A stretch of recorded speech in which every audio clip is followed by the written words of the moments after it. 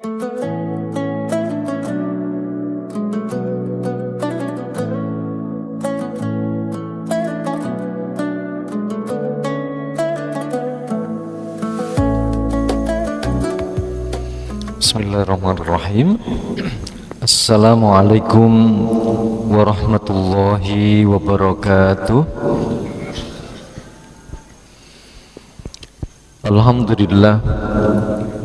Alhamdulillahilladzi an'amana bi ni'matil iman wal islam.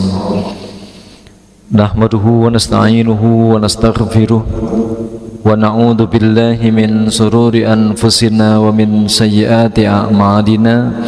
من يهد الله فلا مضل له ومن يضلل فلا هادي له أشهد أن لا إله إلا الله وأشهد أن محمدا عبده ورسوله اللهم صل وسلم على نبينا ورسولنا محمد صلى الله عليه وسلم قال الله تعالى أعوذ بالله من الشيطان الرجيم بسم الله الرحمن الرحيم Yarfa'illahu alladhina amanu minkum walladhina utul ilma darajat.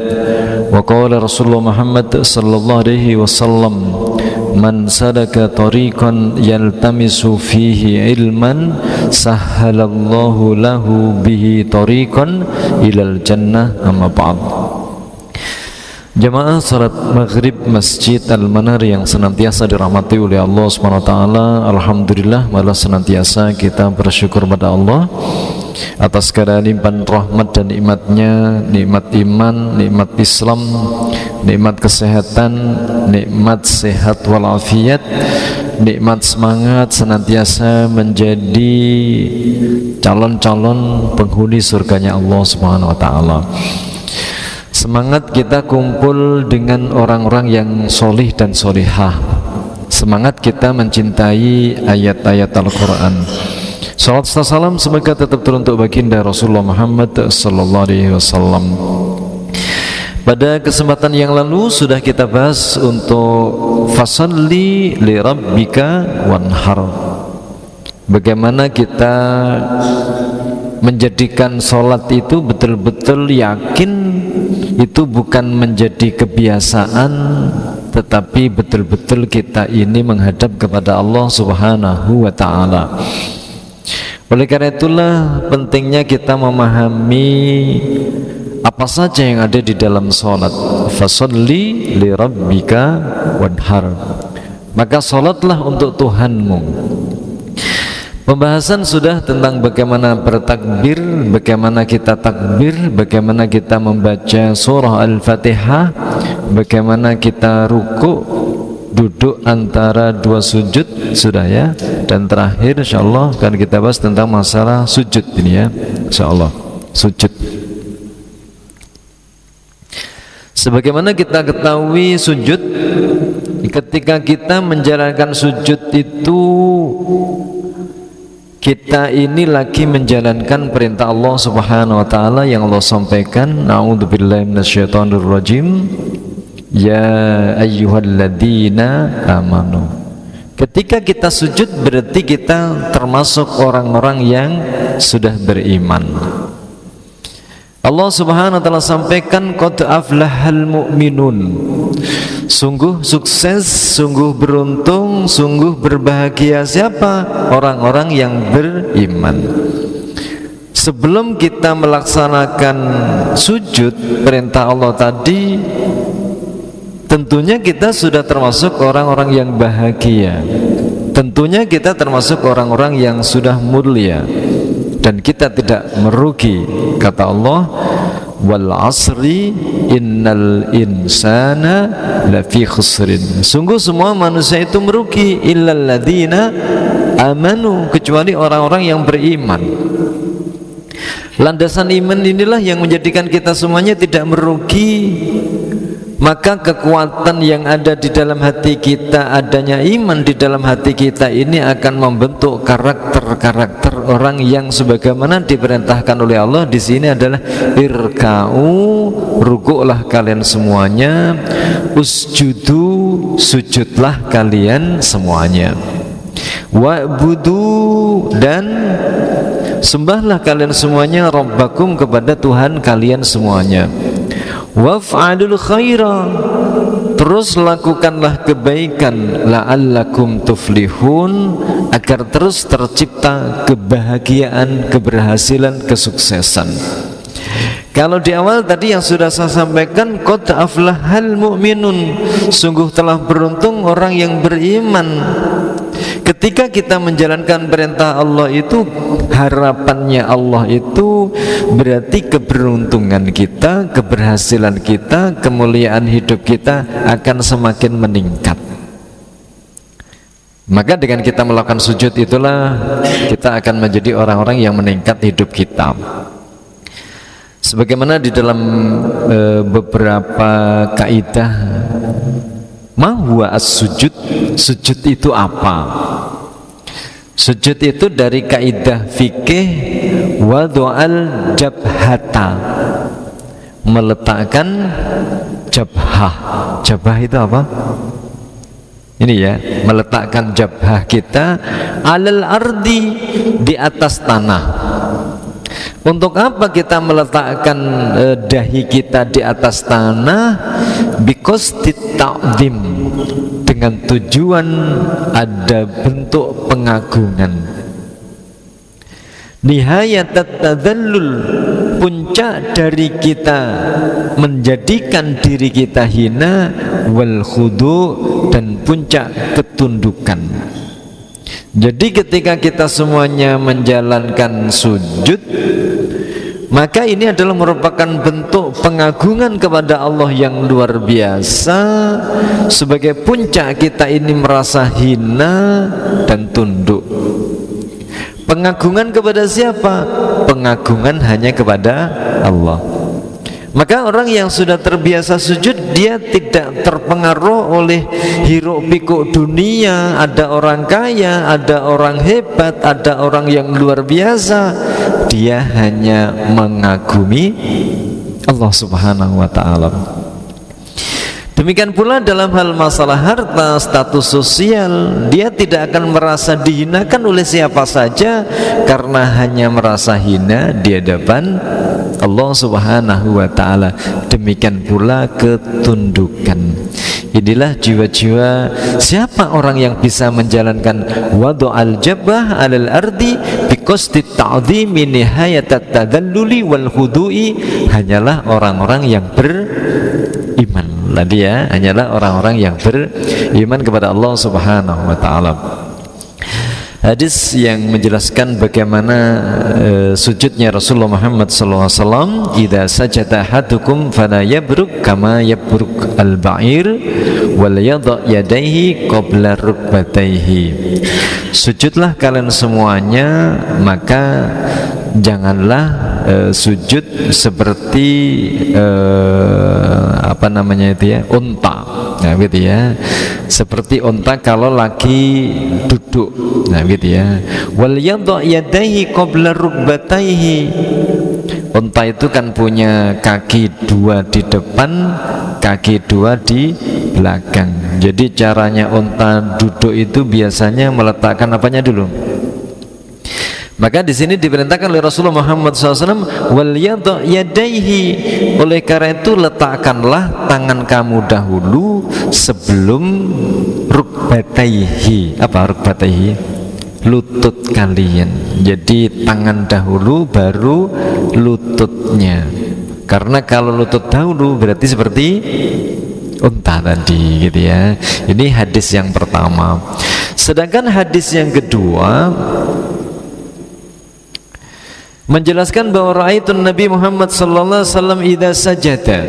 Saya melihat Nabi ketika Nabi sallallahu alaihi wasallam itu bersujud itu wada'a rukbatayhi qabla yadayhi. Ternyata dengkule dhisik baru tangannya. Nah, gitu ya. Kita semuanya biasanya tangan dulu atau lutut dahulu? Tangan dahulu. Yeah. Kalau lutut dahulu berarti ya seperti Rasulullah mempraktekkan dalam hadis, ketika tangan dulu ya mempraktekkan hadis. Karena tangannya sakit, dengkule dhisik. Karena dengkule sing loro, Berarti kedua-duanya wis gak usah eker-ekeran. Nah gitu ya. Lek loro kabeh, oh duduk, tangannya loro, dengkulnya loro. Ya gimana nggak bisa, dengkulnya gak bisa ditekuk, gitu ya. Jadi ini artinya bahwa at-tanawwu fil ibadah. Ada beberapa riwayat-riwayat bukan bertentangan tetapi pilihan. Berarti menunjukkan kondisional, gitu ya. Waduh, tangan saya sakit. Sudah kalau begitu kita nggak bisa sujud, nggak usah sujud saja, tidak. Boleh dengan dengkulnya tadi, ya. Jadi kondisional. Oleh karena itu secara umum di sini dijelaskan yang penting tadi kan sujudnya. Bagaimana cara sujudnya? Gitu ya. Cara sujudnya itu yang penting pokoknya jangan nggak pakai kedua-duanya, nggak pakai tangan, nggak pakai dengkul, langsung. Ini yang nggak diperbolehkan ya, nggak diperbolehkan. Jadi inti daripada sujud tadi, aku diperintahkan untuk bersujud dengan bertumpu pada 7 anggota badan. 1, dahi. Rasulullah sambil menunjukkan isyarat dengan menyentuhkan hidung beliau, ya, berarti dahi juga hidungnya. Loh, hidung di antara kita kan ada 2 macam, ada yang pesek, ada yang mancung. Sama atau beda? Ya sama saja, gitu ya, sama saja. Jadi ketika hidung yang pesek ya bisa ditempelkan, yang hidungnya mancung juga bisa ditempelkan. Jadi perintah Allah tidak ada yang menyalahi tentang ciptaan Allah. Yang berikutnya lagi 2 telapak tangan harus nempel. Yang berikutnya lagi 2 lutut, ujung-ujung 2 kaki. Jadi ini anggota-anggota yang digunakan di dalam bersujud. Maka Rasulullah sampaikan, idza sajadta fadha kaffaika warfa mirfaqaika. Apabila kamu sujud maka letakkanlah ini ya, apa namanya ini, epek-epeknya tadi, gitu ya, dan angkat mirfaqaika, sikutnya diangkat. Jadi sikutnya diangkat. Nah ini seperti ini kan contoh, gitu ya, epek-epeknya di lantai tetapi sikutnya nempel, ya, sikutnya nempel. Tapi kadang juga pernah kita jumpai begini ya, kita jumpai begini, sedangkan kakinya terangkat. Ini berarti anggota yang dipakai sujud masih ada yang belum sempurna. Jadi kakinya ditempelkan ke lantai, kakinya, ini ya.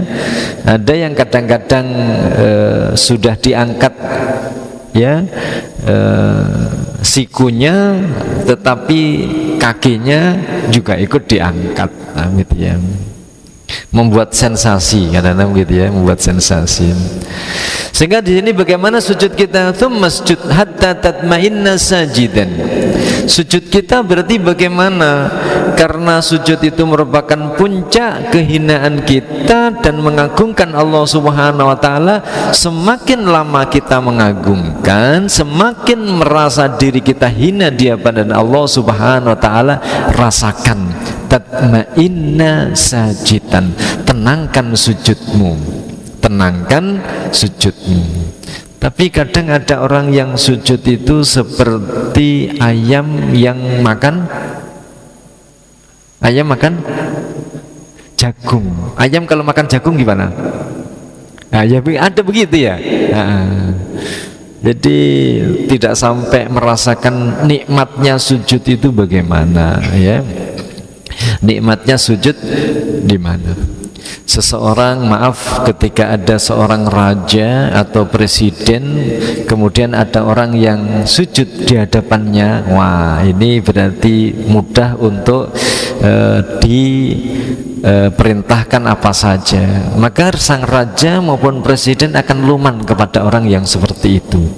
Demikian pula dengan kita tunduk kepada Allah Subhanahu wa taala, akan muncul jiwa-jiwa orang-orang yang nanti oleh Allah diberi. Tsummarfa' hatta tatma'inna jalisan. Kemudian angkatlah sampai kamu betul-betul duduk dengan tenang. Tsummasjud, kemudian sujud lagi hatta tatma'inna sajidan. Kemudian kamu tumaknina dalam sujud kamu. Dalam riwayat yang lain menjelaskan bahwa apa sih sebenarnya amalan yang dicintai oleh Allah Subhanahu wa taala, atau amalan yang bisa memasukkan ke dalam surga dengan begitu mudah. Maka Rasulullah sampaikan, alaika bikatsratis sujud, perbanyaklah kalian itu untuk memperbanyak sujud. Bagaimana memperbanyak sujud itu? Kalau kita sholat subuh ada berapa sujudan? Subuh berapa sujud? 4 ya. Artinya memperbanyak sujud. Saya subuh karena waktu saya banyak yang kosong, saya tambahin lagi menjadi sujudnya 8. Bukan begitu maksudnya ini ya.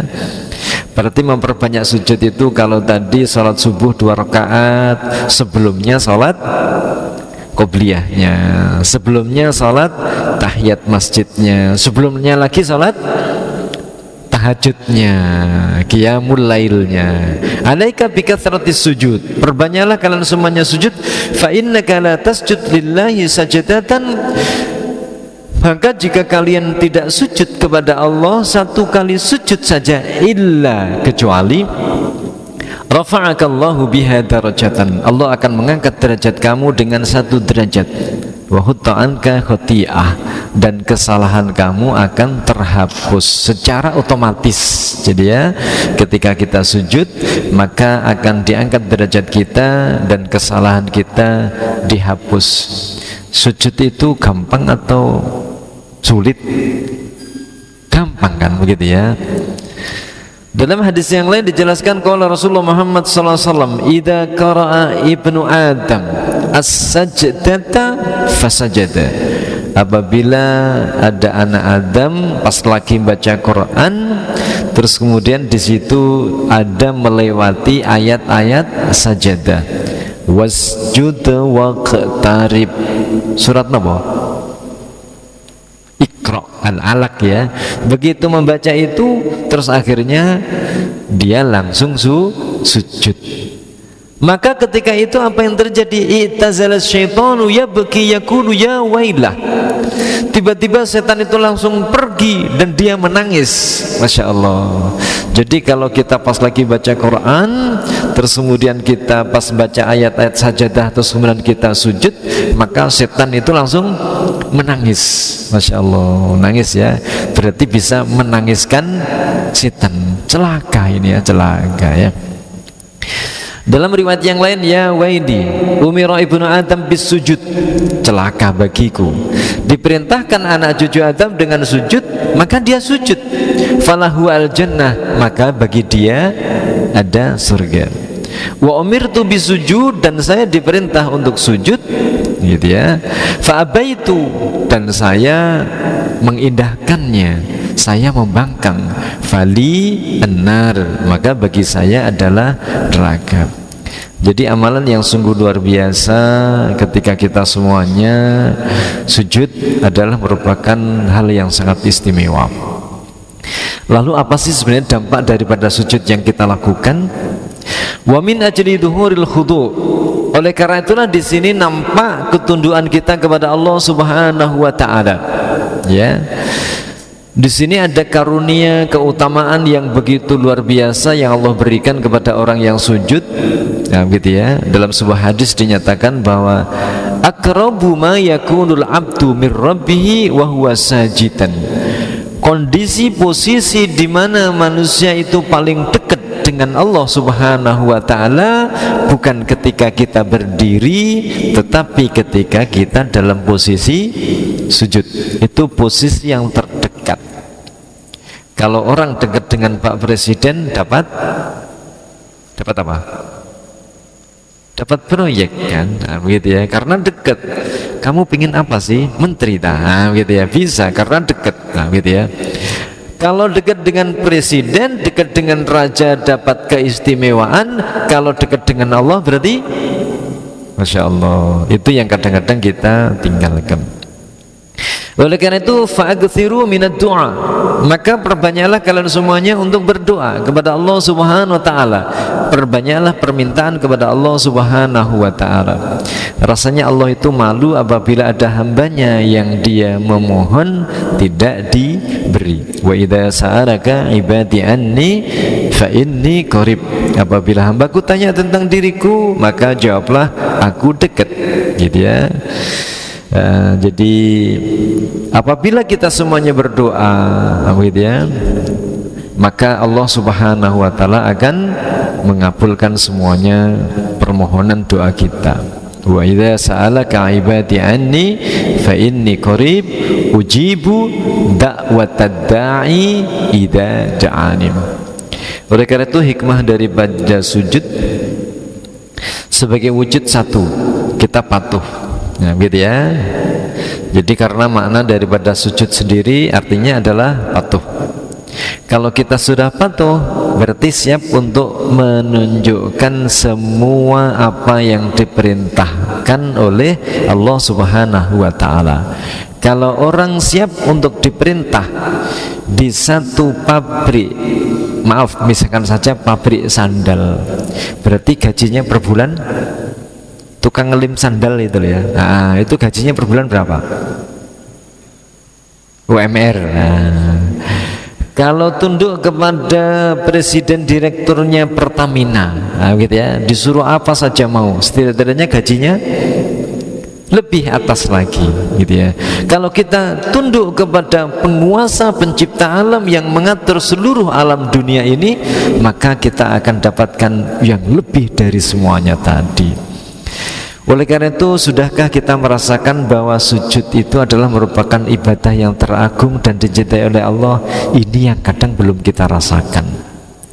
Rasanya kita merupakan, kalau kita bisa bersedekah 10 juta, diumumkan di masjid di waktu Jumatan, inilah ada sumbangan 10 juta dari Bapak Haji siapa? Gitu ya. Rasanya bangga saya, gitu ya, menyumbang 10 juta saya, Masya Allah, gitu ya. Padahal ketika kita semuanya sujud, itu jauh lebih bangga daripada ini. Oleh karena itu sujud ini bisa dimiliki, bisa dilakukan oleh orang kaya, oleh orang miskin, oleh orang berilmu, oleh orang yang biasa, bisa sebuah amalan yang adil bagi Allah Subhanahu wa ta'ala. Kenapa? Ketika sujud adalah merupakan bentuk kita semuanya merasa diri kita hina dan kita ini hanya rendah di hadapan Allah Subhanahu wa ta'ala. Oleh karena itu jemaah yang dirahmati oleh Allah Subhanahu wa ta'ala, bagaimana dalam sujud itu ada seorang ulama ya yang berikan sebuah tips bagaimana biar sujud kita ini berkelas, nah, gitu ya, sujud kita ini berkelas. Dalam sebuah kitab dijelaskan bahwa idfin wujudaka fi ardil khumul. Ini praktek ya, praktek dalam bagaimana kita ini mengelola hati kita, praktek bagaimana kita ini dari jasadnya sujud, hati kita juga ikut sujud. Karena banyak orang yang jasadnya sujud, hatinya belum sujud. Nah, gitu ya. Ini salah satu hal mungkin untuk bisa memberikan cara kepada kita semuanya. Lalu bagaimana biar kita semuanya jasad kita sujud, hati kita juga sujud? Idfin wujudaka fi ardil khumul. Idfin itu istilah yang dipakai di dalam orang ketika meninggal dunia.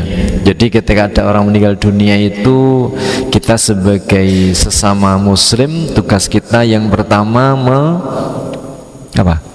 ketika ada orang meninggal dunia, memandikan. Setelah memandikan, mengkafani. Setelah itu menyolati. Setelah menyolati, menguburkan. Setelah mayat itu dikuburkan, bisa bangun lagi nggak? Bisa bangun lagi nggak? Nggak bisa. Bisa pulang lagi nggak? Kalau pulang lagi gimana kira-kira? Hah? Iya, ngedeni bocah. Lihat ya. Maka di sini Syekh Ibnu Athaillah itu menggunakan kata-kata idfin. Artinya kuburkanlah. Yang dikuburkan apa? Wujudaka. Eksistensi kamu. Eksistensi itu apa? Keberadaanmu. Saya ini orang paling kaya. Saya ini orang paling tua. Saya ini orang paling berilmu.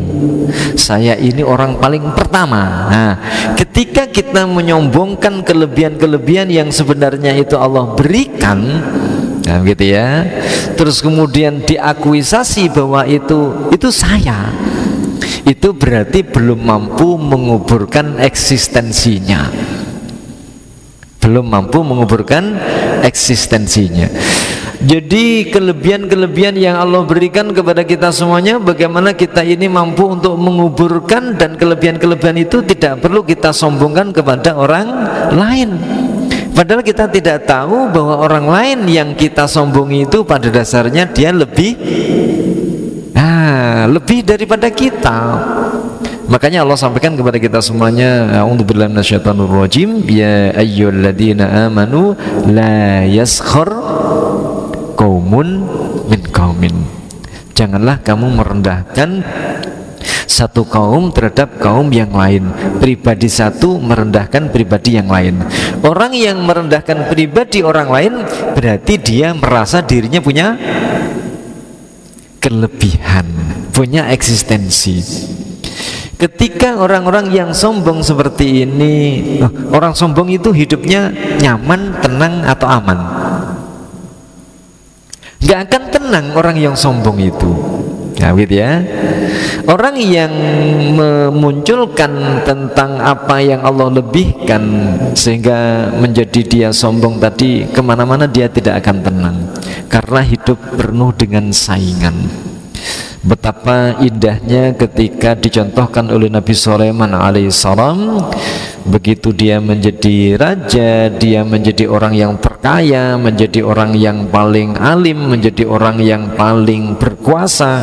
Ketika ditanya itu, jawabannya adalah hadza min fadli Rabbi. Nah, itu berarti wujud daripada kita semuanya orang-orang yang menguburkan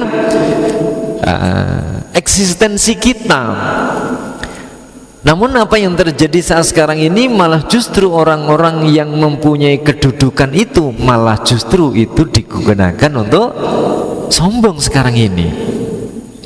Maka orang-orang yang seperti itu sujudnya berarti masih jasadnya, hatinya belum sujud. Makanya tadi kan kita bahas bahwa sujud itu apa?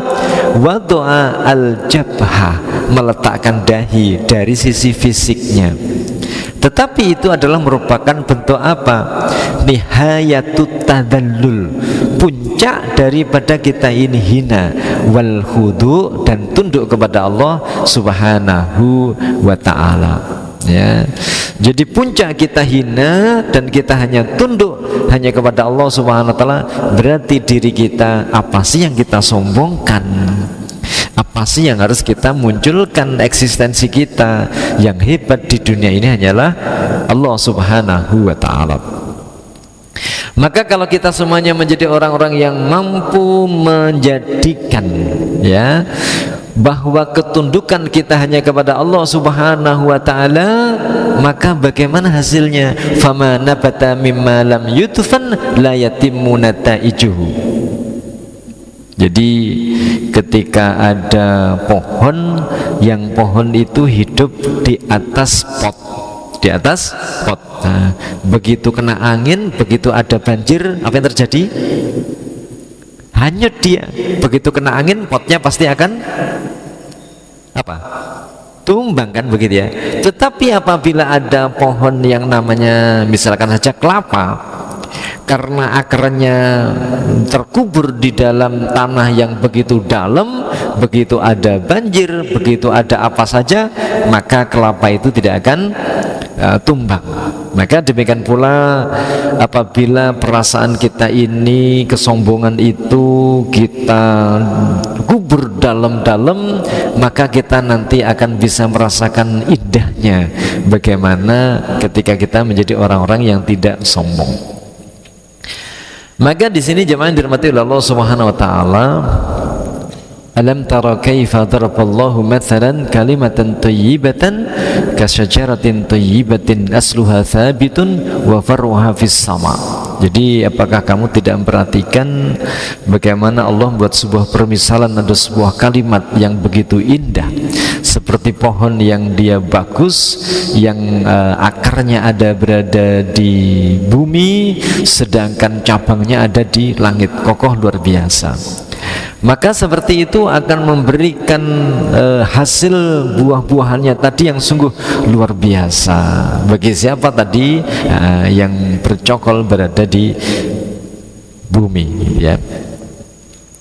Maka di sini dikisahkan oleh Abu Hurairah radhiyallahu anhu, dalam sebuah majlis tiba-tiba Nabi Muhammad bersabda, besok pagi akan ada seorang ahli surga yang sholat bersama kamu.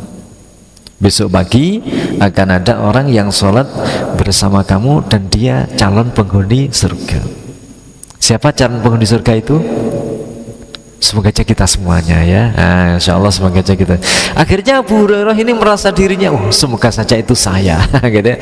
Aku berharap semoga aja akulah orang yang ditunjuk oleh Rasulullah SAW, ya, gitu ya. Maka pagi-pagi aku sholat di belakang Rasulullah Muhammad SAW dan tetap tinggal di majlis, ya, gitu ya. Setelah orang-orang itu pulang, Rasulullah dalam sebuah majelis tadi, orang-orang semuanya pulang, ya, gitu ya. Dan ketika itu Abu Hurairah masih berada di belakang Rasulullah SAW. Berarti kan di masjid itu tinggal Rasulullah dan Abu Hurairah. Harapannya setelah itu Rasulullah akan menunjuk, kamulah orangnya. Ternyata tiba-tiba ada orang budak hitam berpakaian compang-camping datang menjabat tangan Rasulullah sambil berkata, wahai Nabi Allah, doakan semoga saja aku mati syahid. Maka Rasulullah berdoa sedang kami mencium bau kasturi dari badannya. Kemudian aku bertanya, apakah orang itu wahai Rasulullah? Rasulullah memberikan jawaban, iya benar, ia seorang budak dari Bani Fulan. Abu Hurairah berkata lagi, mengapa engkau tidak membeli dan memerdekakannya wahai Nabi Allah? Jawab Nabi, bagaimana aku akan dapat berbuat demikian sedangkan Allah akan menjadikannya seorang raja di surga? Wahai Abu Hurairah, sesungguhnya di surga itu ada raja dan orang-orang yang terkemuka, dan ini salah satu raja yang terkemuka di orang-orang yang bagaimana? Seorang budak itu bisa nggak menyombongkan diri? Gak bisa.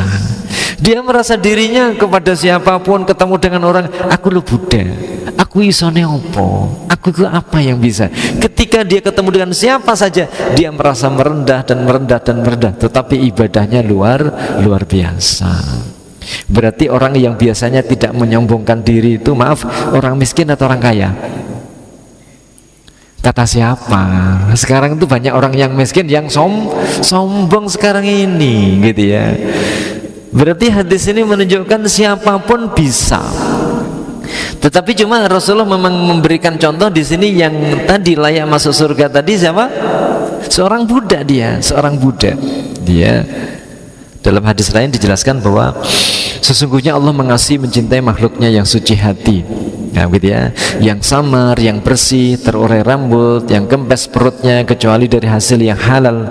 Apabila akan masuk surga kepada raja tidak diizinkan, bila meminang wanita bangsawan tidak akan diterima, bila tidak ada tidak dicari, bila hadir tidak dihiraukan, bila sakit tidak ada yang menjenguk, bahkan ia meninggal tidak dihadiri jenazahnya. Masya Allah.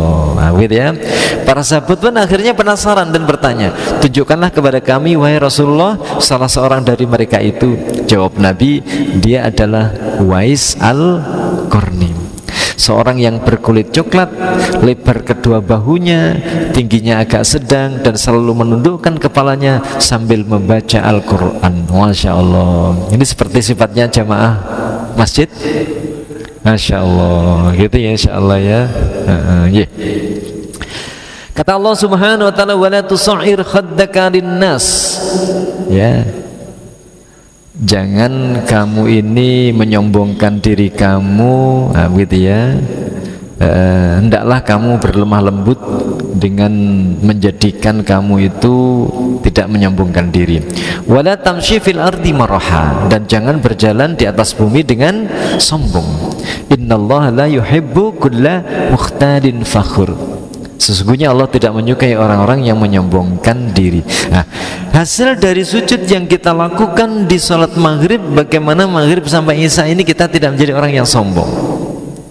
Isya nanti yang kita lakukan, kita sujud kepada Allah berkali-kali tadi, menjadikan kita semuanya tidak menyombongkan diri kepada siapa saja. Masya Allah, sungguh luar biasa.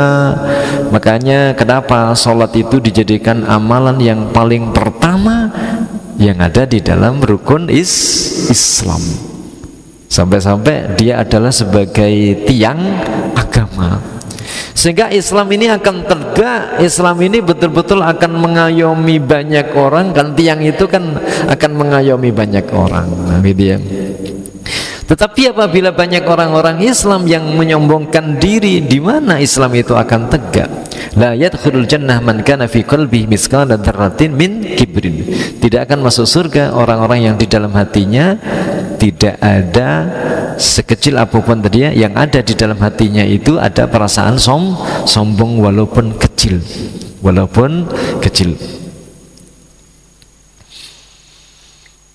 Dalam hadis yang lain dijelaskan bahwa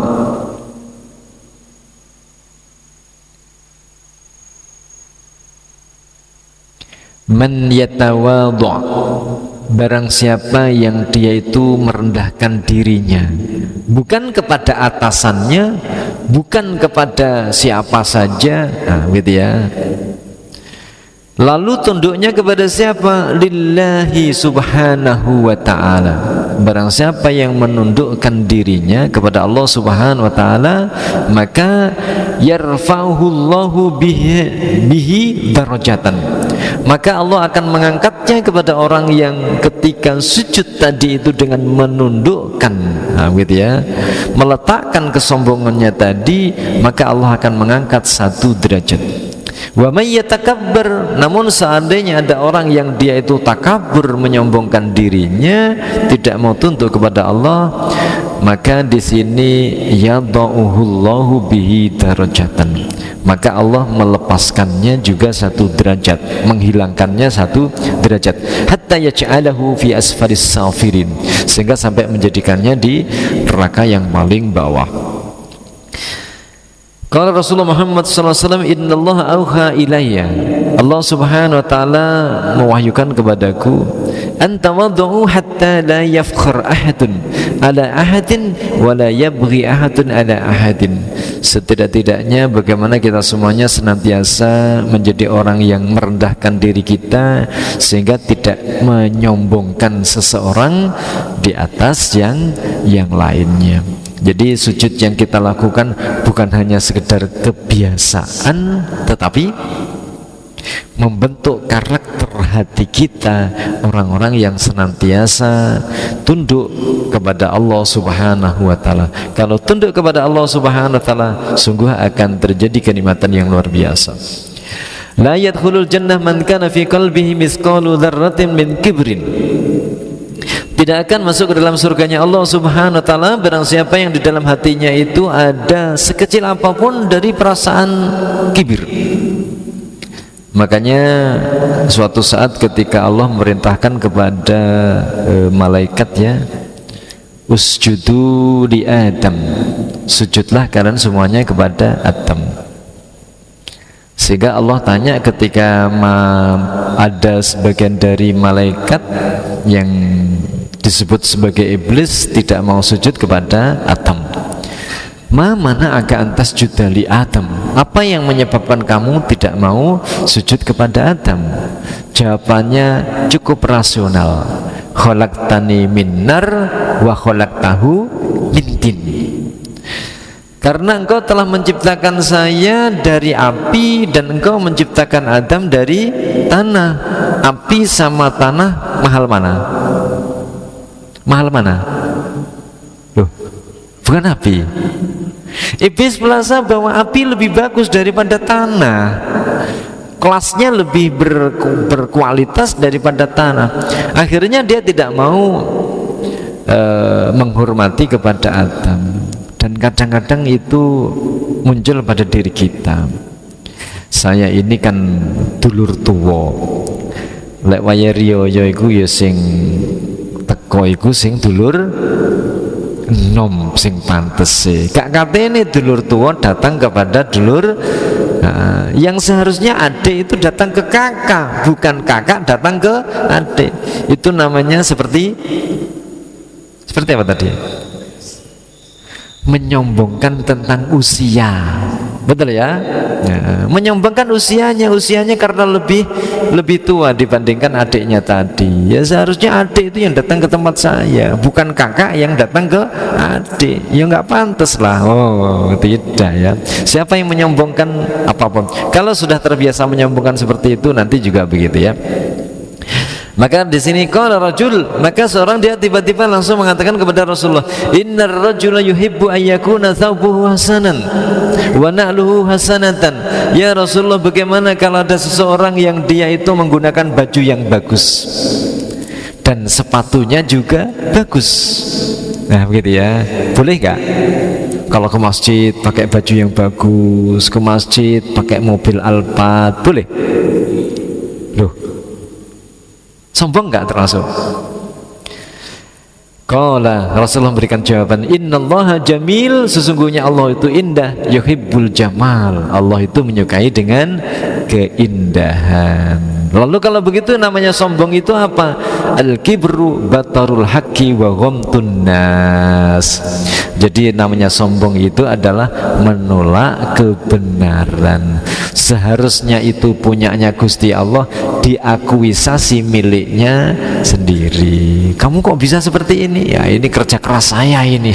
Padahal Allah yang memberi. Kenapa kamu bisa sukses seperti itu? Wah ini karena begini dan begini. Padahal itu memang sudah menjadi qadarullah, takdirnya Allah Subhanahu wa ta'ala. Oleh karena itulah di sini pesan dari Rasulullah, inna ahlan nar kullu jagdari jawadin mustakbirin jama'in manna'in wa ahlul jannati ad-du'afa al-maghlubun.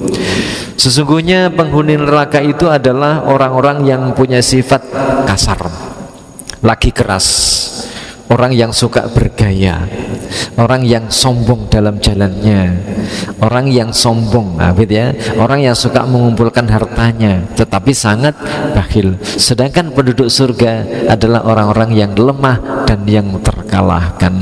Berarti orang miskin atau kaya, du'afa itu orang yang mampu melemahkan hatinya di hadapan Allah dan tidak menyombongkan diri. Masya Allah, sungguh ya, semoga sujud yang kita lakukan bukan hanya sekedar sebagai rukun daripada salat, tetapi membentuk karakter kita, insya Allah calon-calon penghuni surganya Allah Subhanahu wa ta'ala, yang insya Allah apabila kita tidak sombong pasti disukai oleh siapa saja dan di mana saja, hidup mulia bersama ajaran agama Allah Subhanahu wa ta'ala. Semoga Allah berikan kepada kita semuanya umur panjang yang barokah, rizki yang barokah, keluarga yang barokah. Allah manfa'na bima 'allamtana wa 'allimna ma yanfa'una wa zidna ilma. Subhanakallahumma wa bihamdik asyhadu an la ilaha illa anta astaghfiruka wa atubu ilaik. Wal 'afwu minkum akhirul kalam. Wassalamualaikum warahmatullahi wabarakatuh.